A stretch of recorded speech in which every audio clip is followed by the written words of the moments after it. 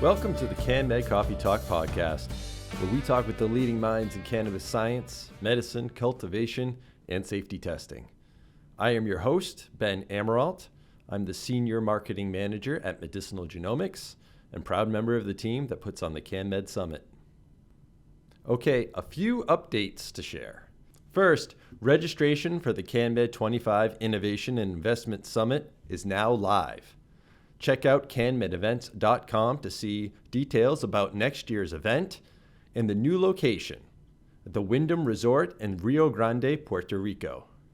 Purchase your ticket package today to take advantage of early bird pricing. Second, our CanMed 25 Advisory Board is now up on the website. This year, we have a great mix of familiar faces and new names who will help shape the event and assemble our best program yet. Lastly, the CanMed 25 Abstract Submission Portal is now open. So if you have novel research or innovations in the areas of cannabis science, medicine, cultivation, or safety testing, we want to hear from you. Use the link in the show description or visit canmedevents.com to learn more. And good luck. Our guest today is Kevelin Barbosa-Xavier. Kevelin is a PhD student in Plant Biotechnology at UENF, where she conducts research under the supervision of Thiago Motta Venancio. She is a computational biologist, investigating the genes and gene networks involved in secondary plant metabolic pathways and fiber production, specifically in the Cannabis sativa species. Kevelin and her team recently published a study titled Cannabis Expression Atlas, a comprehensive resource for integrative analysis of cannabis sativa gene expression, along with a free online tool to help researchers analyze genomic sequence data. During our conversation, we discussed the team's main objectives in creating the Cannabis Expression Atlas, how our understanding of the cannabis genome compares to other commercial crops, how gene expression data can advance plant breeding and genetic engineering, potential applications of the Cannabis Expression Atlas in commercial cannabis cultivation, and more. Before we get to my conversation with Kevelin, I'd like to thank this episode's sponsor, Medicinal Genomics. Medicinal Genomics uses its unmatched knowledge of the cannabis genome and the microbes affecting cannabis plants to create diverse testing solutions that improve crop yield, accelerate breeding programs, and ensure product safety. Growers and breeders use MGC's cannabis genome sequencing services to identify novel traits, stabilize genetics, and protect intellectual property. Additionally, Cannapedia.net provides bioinformatics and blockchain certification for cultivar authenticity. Learn more at medicinalgenomics.com. Okay, and without any further ado, please enjoy my conversation with Kevelin Barbosa-Xavier.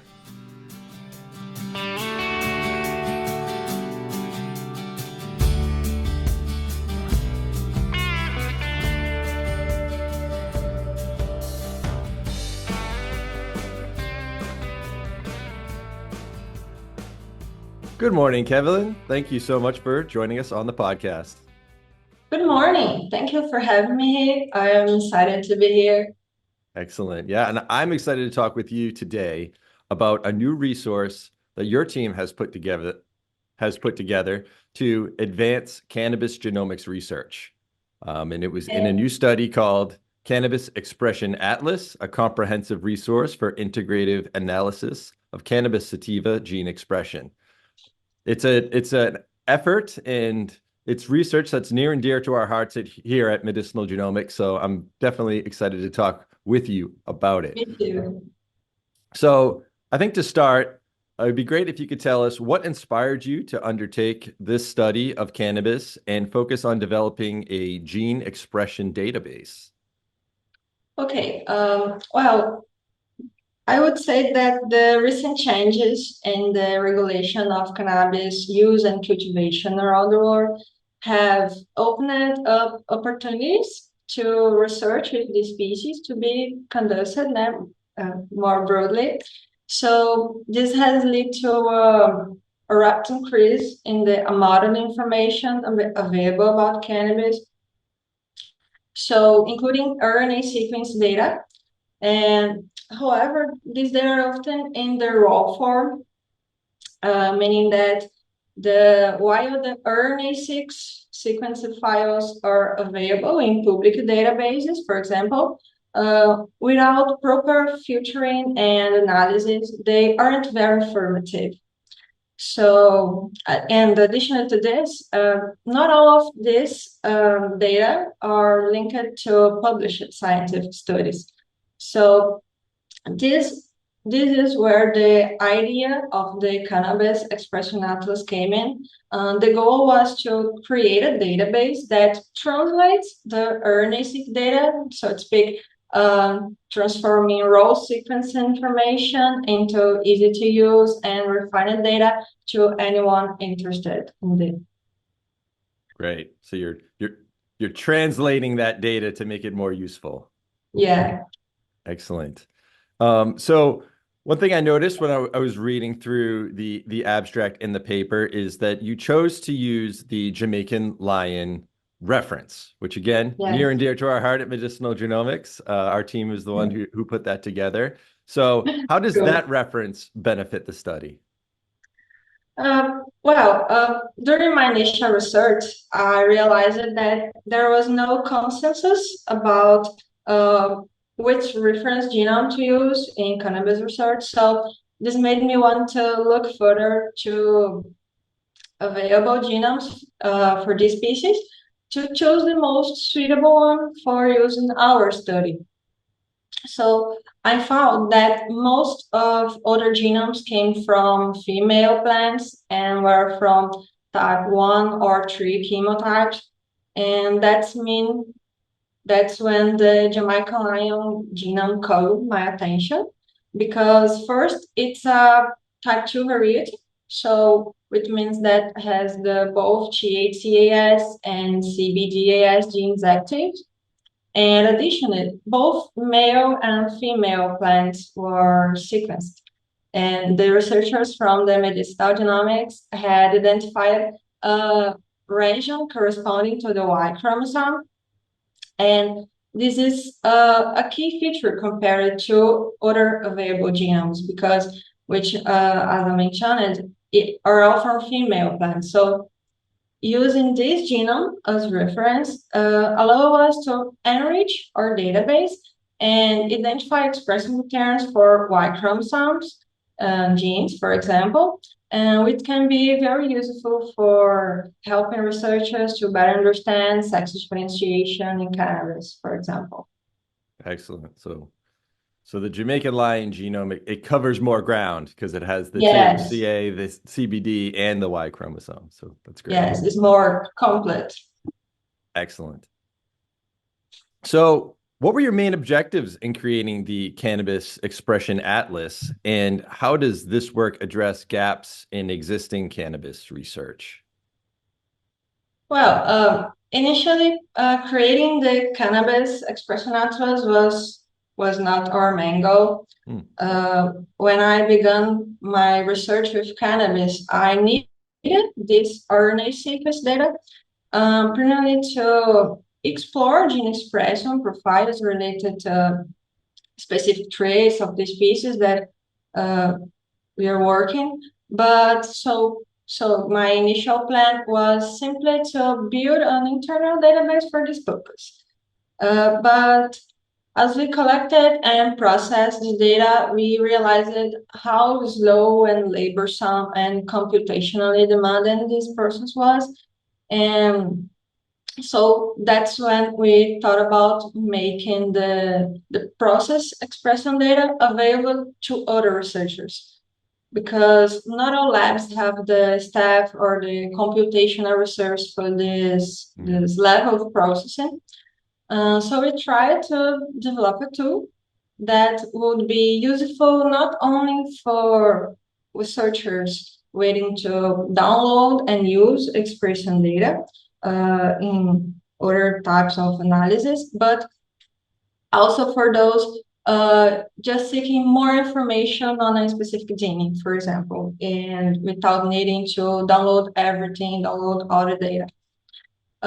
So in other words, it lets users can access gene expression directly from the tool itself. And I would say that's the core of the Cannabis Expression Atlas, making complex gene expression information accessible in a clear and intuitive form for anyone.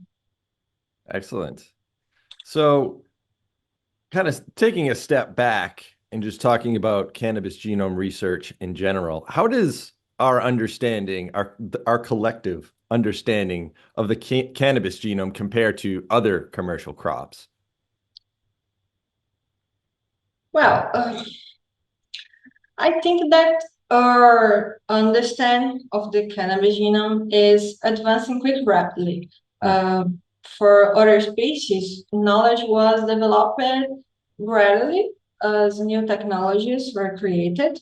But now that cannabis research is more widely accepted, these advanced technologies are ready and well established. So it means that the research progress that took decades for other crops like corn or soybeans can be achieved much faster for cannabis.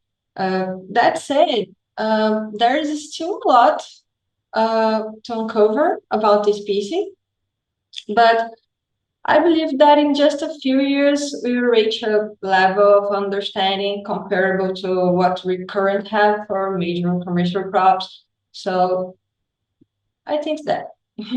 Wow, that's great. That's encouraging to hear. Now, from the practical side, in your experience, to what extent have cannabis cultivators embraced using genomics and genomic tools?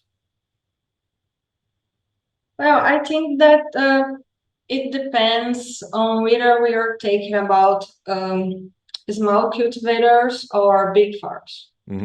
Because I believe that big farms are already using genome tools to guide breeding process. But I believe that in general, for cultivators itself, the use of genomic tools, it's, let's say, indirect. So through, for example, seeds of a newly developed cultivar. So I think that it depends of the small cultivars or big farms. Yeah, that makes sense. Okay, so I want to dig in a little bit to the study that your team published, and so excuse me. So it revealed substantial variability in gene expression among different tissues and chemotypes. So, what were some of the most surprising things that you found in that analysis? I think that the first thing that caught our attention was that we initially expected that the Y genes to show more specific expression in samples from male flowers, but only a small proportion of the genes on the Y chromosome are expressed exclusively in the male flower, while many other genes were expressed in samples from other tissues, including those from female plants. So searching about that, I see that this pattern can be explained by some researchers indicating that only a small proportion of the Y chromosome is unique, with the majority being shared with the X chromosome. So, but it's still a thing that needs more deep attention.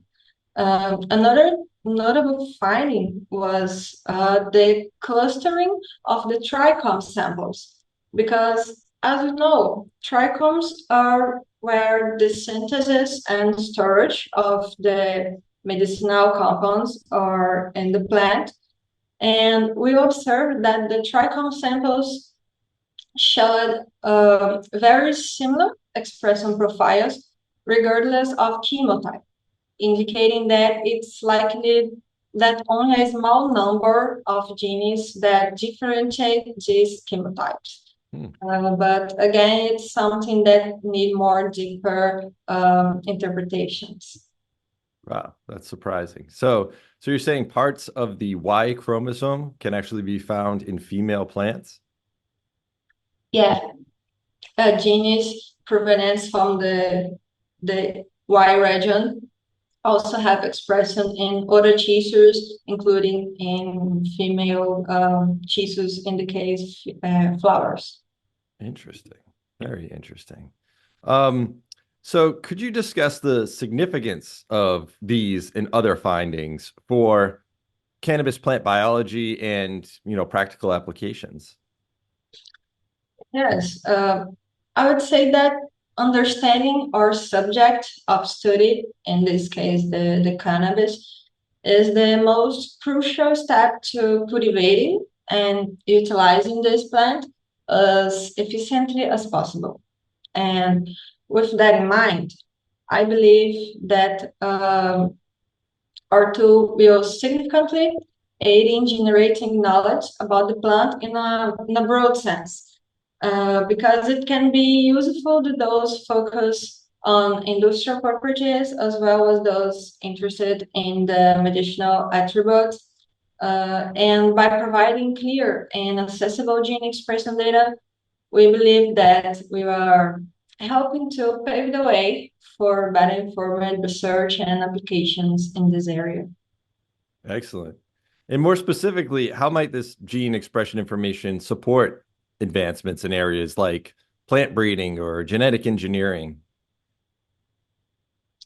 Okay, as I mentioned earlier, our understanding of the subject of the study is the key. And gene expression information can be used to identify genes directly associated with traits of interest, for example, such as cannabinoid synthesis, fiber production, or seed development.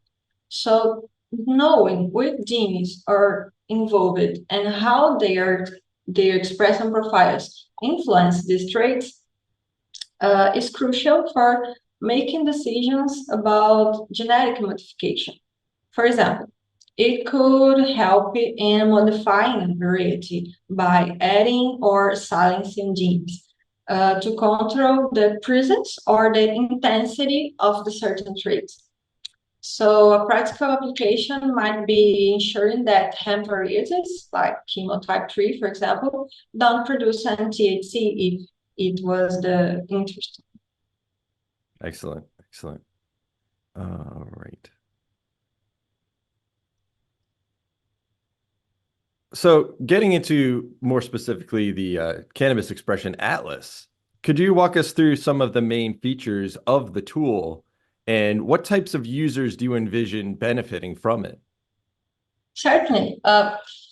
This tool was designed to be as comprehensive as possible so that users don't need to rely on multiple platforms to gather the information they need about the gene. So we integrated RNA-seq expression data with functional information about the genes. So for example, we have an interactive table where users can explore cannabis genes even if they don't know the gene ID, because users can search for genes by name, search ATP synthase, and find all related genes in this database. They can also search by transcription factor, family names, by gene ontology terms, by expression patterns categories. So if someone is interested in identifying housekeeping genes or tissue-specific genes, they can easily find the information as well for all the expression classes that we have. And additionally, we included a heat map to visualize the expression gene of interest, which will help to interpret some results. And Beside that, given the lack of organization in gene and genome nomenclature across cannabis genomes and another plant in cannabis genomes, uh, we included a blast tool in the Cannabis Expression Atlas. And this means that if the user is interested in a specific gene, but doesn't have enough information to search for it through the other tools in the atlas, they can simply input the gene or the protein sequence and do a blast search again the atlas to identify the gene within the database and access the related information. And I believe that this tool will be especially useful for researchers, perhaps not directly for cultivators, because while it's easy to use and intuitive, a basic understanding of gene nomenclature and how to interpret genomic and transcriptome data is necessary to fully leverage the tool. Are there any limitations in the Cannabis Expression Atlas that you aim to address with any future updates?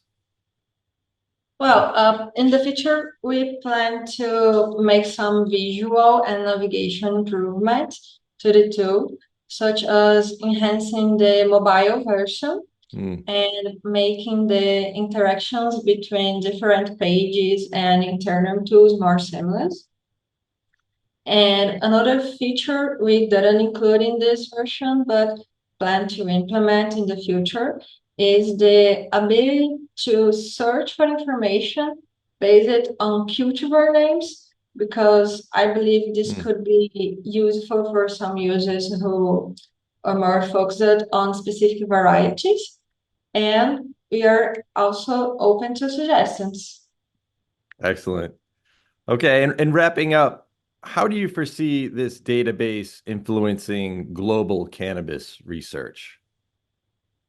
Well, I really hope that this database will play a significant role in advancing global cannabis research by providing a comprehensive, accessible resource for gene expression data, by making this information freely available and easy to use. And we hope to accelerate research across various fields, from medicinal to industrial applications.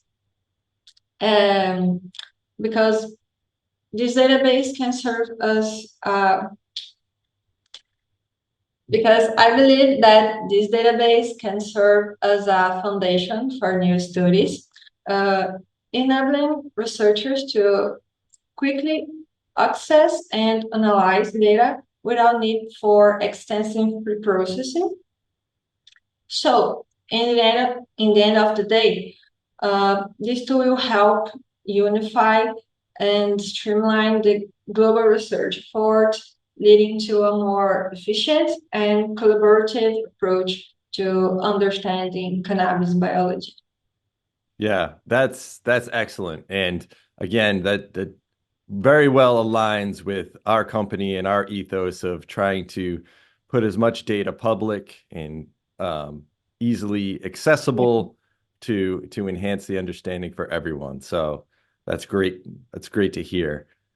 All right, Kevelin, thank you again so much for joining me on the podcast. Anyone who wants to check out the Cannabis Expression Atlas, I'll put a link in the show description so they can easily get to it, and a link to the study as well so they can read up about more about how you put that together. Okay. And again, thanks so much for joining us. Keep Thank up the good you. work, and hopefully we can do this again soon. Yes, me too. Thank you.